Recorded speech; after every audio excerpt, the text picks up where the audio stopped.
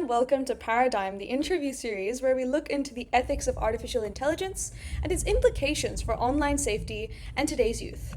I'm your host, Ruhani Surana, and today I'm honored to introduce Matthew Byrne, a renowned author and thought leader in the intersection between AI and ethics. Mr. Byrne is an adjunct faculty member and program director at UNSW AGSM, leading executive education programs that equip leaders to navigate today's complex, changing world.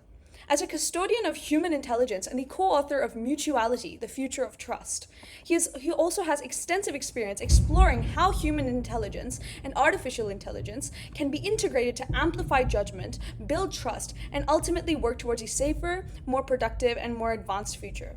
With over 25 years of experience across a variety of sectors, Mr. Byrne focuses on implementing human-centered leadership systems that balance technological adoption with governance, culture, and ethical accountability.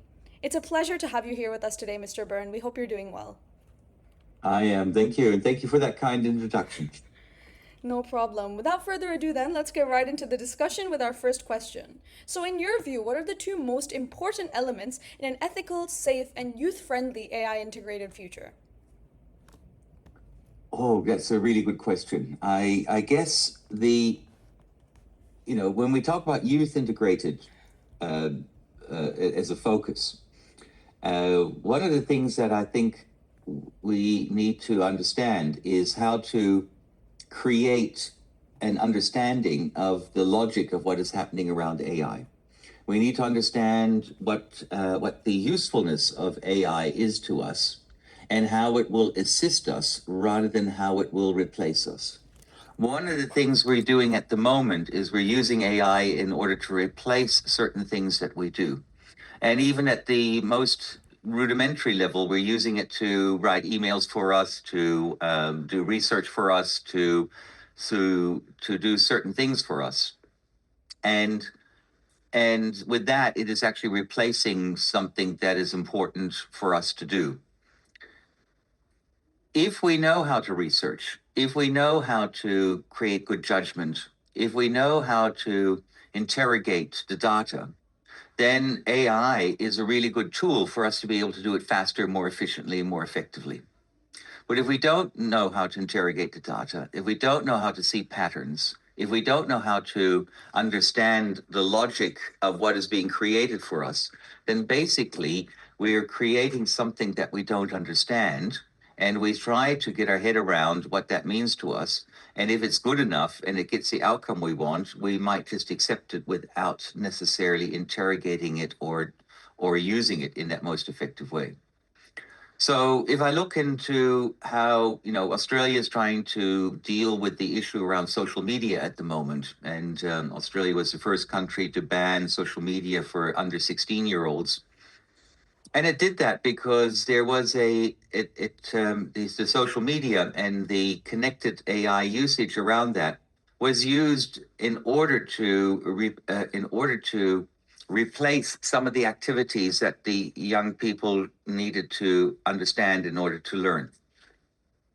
And so what happened is that that created some bullying, that created some inappropriate use of the actual information. The government responded or reacted in that way by banning it. And and so now we've now got a second problem, that anyone under 16 doesn't know how to use social media until they are 16, and then they still don't know how to use social media. And they still don't know how to use it effectively. And for me, that's just like when we think about this, like, when we talk about drugs or we talk about alcohol, in Australia, you're not allowed to drink until you're 18. And so everybody at 17 has a fake ID. Everybody finds ways in order to game the system or to go around that system in order to achieve what they think is important to be able to achieve. And so we don't actually have the conversation that actually, is this a really good thing to do? We just have that desire to work around the bans. And so we try to, respond or react to certain things that are happening. But the one thing we don't understand is we don't really educate people incredibly well on how to use the modern tools that we have. And that's basically because as old people, we don't understand them. So therefore we can't teach them. And we can't actually create an understanding of what the ethical use of that is. And so therefore, because we are incompetent, we assume that our children are incompetent. And because we are incompetent and we can't teach them how to do it properly, we rely on the government to do that for us, and the government only can respond in banning it. And one of the things we need to realize is that this is the reality of the modern life that we're moving into.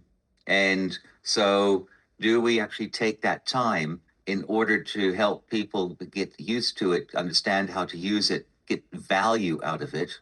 Or do we ban it, or do we do some things that then this means that we just shift the problem from here to there, and the problem hasn't actually been solved? So I don't know if that is a useful answer to you, but that's where I think it's one of the big issues that we're having is in the use of education, and also understanding how do we want to use this tool, and how do we actually want to create something meaningful with that. And because we don't do that, the tool creates meaningless stuff for us at times. All right, thank you so much for that, Mr. Byrne. That actually segues quite beautifully into the next question. So you'd mentioned that the way we have trained sort of the workforce of today to prefer the predictable and to prefer what is within our comfort zone, I believe that could be taken as, sort of a blind spot that we as a human race have had in terms of AI's likely trajectory. So do you think there are any other of those blind spots that we have had in terms of that trajectory and its future ethical challenges? So I work in the area of organizations, and so I work. I think about government. I think about non-for-profit organizations. I think about for-profit organizations. I think about community organizations, and all of those organizations develop a culture. And for many years we neglected culture because it was really, really difficult, and it was really hard to be able to set up a really good culture or to change a bad culture into a good culture. We, for many years, thought that leadership would do that. And we thought that if we really focused on educating leaders and create better leaders, that would then create a better culture. But leadership does not really in itself have any real influence on culture. Leadership has real influence on strategy. And so therefore, if an organization or a community or a system has a strategy to achieve something, leadership is really, really productive in order to help that. But then if you ask leadership to change culture, then all of a sudden the leadership skills that we have developed and the way that we lead are quite lacking in order to be able to do that. Because culture is not about an individual trying to mobilize people into action. Culture is about the way we do things around here, the way things get done, the way we treat each other, and the way I, as an individual, not as a leader, act within this organization. And so one of the things that we've forgotten in all of this is that leaders are also followers.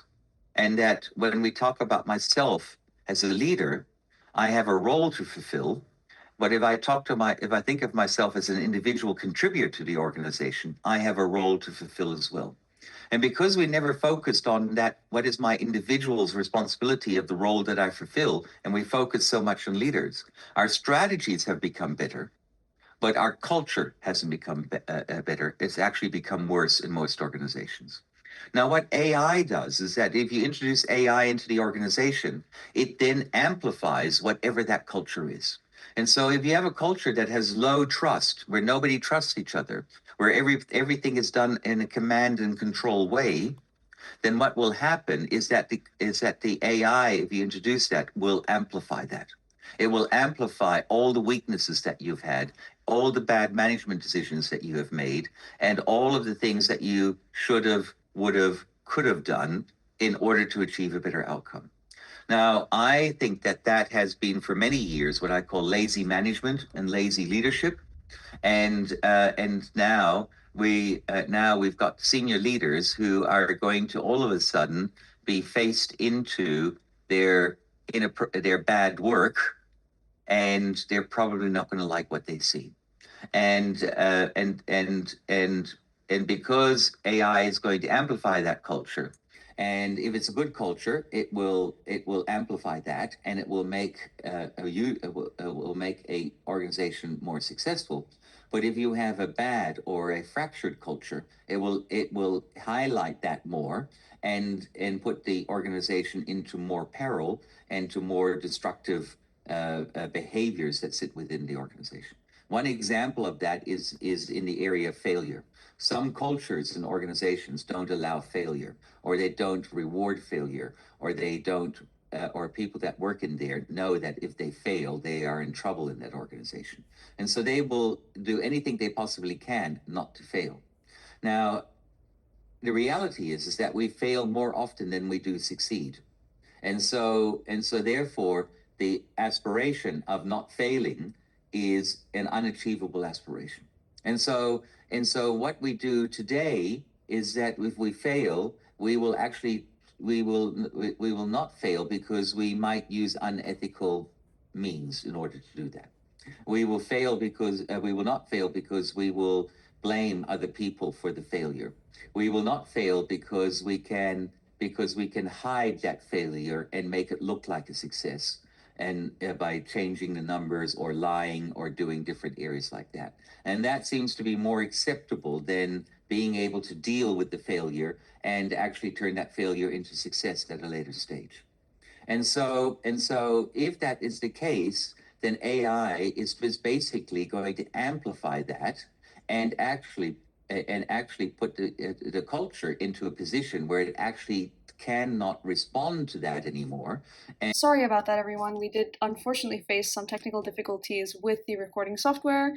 So, for the remainder of the interview, we'll be hearing Mr. Byrne's wonderful insights from a recording made on the phone. So, now on to the final question, Mr. Byrne, which I think that you partially would have addressed in, that first response that you gave about how we need to sort of change the narratives that we have around AI and the education that we have around that. So, how do you think we can balance, how do you think we should approach the efforts to balance the empowerment, the safety, and the trust building for youth on these sort of AI platforms in an AI integrated future? How do we think that we should approach balancing that? And who do you think should bear that responsibility, Mr. Byrne? So that's a really good, very complicated question, right? To answer. Let me start with an experiment that is happening in Thailand at the moment. And so there's a young woman, she's in her 30s, who has been setting up what we call a micro learning environment. And that micro learning environment that she's working on is helping young children from the ages of 6 until 17 to use the technology, social media, artificial intelligence, and other things in order to build real to build entrepreneurial businesses. And so she helps these young children to think about the AI, the technology space that they're operating in as a business rather than as a social medium, and and she helps them create small different things in order to be able to be successful in you doing that kind of business. I mean, when I was a child, right, which was a long time ago now, right, we would, people would set up lemonade stands and sell lemonade. They would do garage sales and sell certain things. And so there's always been an entrepreneurial spirit out there. The question is, how do I transfer that into the online technological social media AI space as we're doing that? The results that she's getting is that these young humans are building really strong businesses. They're making money out of them, and their behavior has changed because they understand that space to be a different space than they may have understood it to be before. So when you ask me whose responsibility is it to make that, I believe we should be able to give that responsibility to the actual young people of today, and in saying, here are the tools. You have to create a space in order to be able to use those tools for different things. And so sometimes we can use that for business. Sometimes we can use it for art. Sometimes we can use it for science. Sometimes we can use it for other things. And the moment we start to understand that the space has different possibilities for us than just being connected to friends and using it as a chat, as a social engagement, then usually the behaviors of the people change quite dramatically about that, because they understand the value of what that space actually gives them, rather than the privilege that they have to be able to use that space for whatever they want to. And so if we're going to give, if I believe we should give the children that responsibility, and we should give young to 14-year-olds the chance to do that, and give the 15 to 18-year-olds the chance to be able to really use that tool creatively, and to be able to find better expression, better use, better purpose with that space. Then what we need to do is, as older people, is to be able to support them by giving them good advice, helping them with some strong principles, and helping them learn from the mistakes in order to become better with that. The moment I take the responsibility away from young people and say, I am going to remove that responsibility, you're going to get people who are going to do it anyway, and you have then no influence on that. I can tell you now, I can tell you now that there are people under 16 in Australia using social media. Right. I can tell you that they have found different ways in different areas to do that. And they are far more clever, far more ingenious in doing that than we are able to keep up with trying to regulate that, or we're trying to understand what is actually going on. And of course, one of the things that we always have to be careful about is that in anything that we do, there is danger, right? That danger is our responsibility to protect society from that danger. And that danger is a criminal activity that is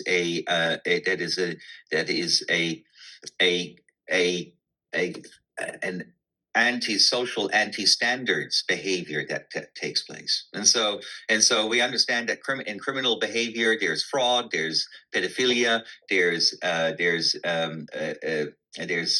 identity theft, there's all of those type of things that are happening. But if we were to educate our people really around that, and actually run courses on that in school, which we currently don't do in Australia, that actually help people to really understand what that looks like, and so that they can start to make informed choices for themselves, you probably will start to get a different outcome. Any other way, I believe, will just create the counter. It will just create will create a usage that is done in rebellion to that, rather than in concert with that. And so I can go back to any kind of prohibition that has existed in the world over periods of time, and I can tell you that those prohibitions have done more bad things than they have done good things. They have enabled a whole new area of crime to emerge. At the moment, we are trying to regulate people smoking in Australia by making the cigarette prices really, really, really expensive. Right? We're not banning it yet, but we're one step away from banning it by making them unaffordable. Then all of a sudden now you can, and so therefore a packet of cigarettes costs about $80 at the moment. Now in Australia, you can buy packets of cigarettes for $10, $15, $20 because they've been illegally smuggled into Australia. And they are sold through tobacconists who are buying these illegal cigarettes and selling them. And there's a whole new movement that has started there of illegal sales of cigarettes. these cigarettes aren't small, right? So I haven't seen anyone. All the people I know who are smokers are smoking these cigarettes. So there's containers, big ships full of these cigarettes arriving in Australia that are getting through our customs, that are getting through our police, that are getting through all of these other areas.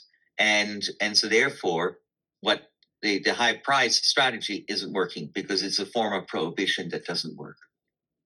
Our banning of under 16s may not work because they will find other ways in order to break the system. And so we need to make that system flexible enough to allow the people to learn and grow within that system and give them support and protection as they take responsibility for their actions. All right. Thank you so much, Mr. Byrne, for a wonderful closing question. And thank you so much for all of your insights throughout the interview. This has been Paradigm, everyone, the interview series where we talk about the ethics of artificial intelligence and its implications for online safety and today's youth. This has been Mr. Matthew Byrne. Thank you so much for your time and for your wonderful insights. Thank you very much. And thank you for inviting me. Thank you so much.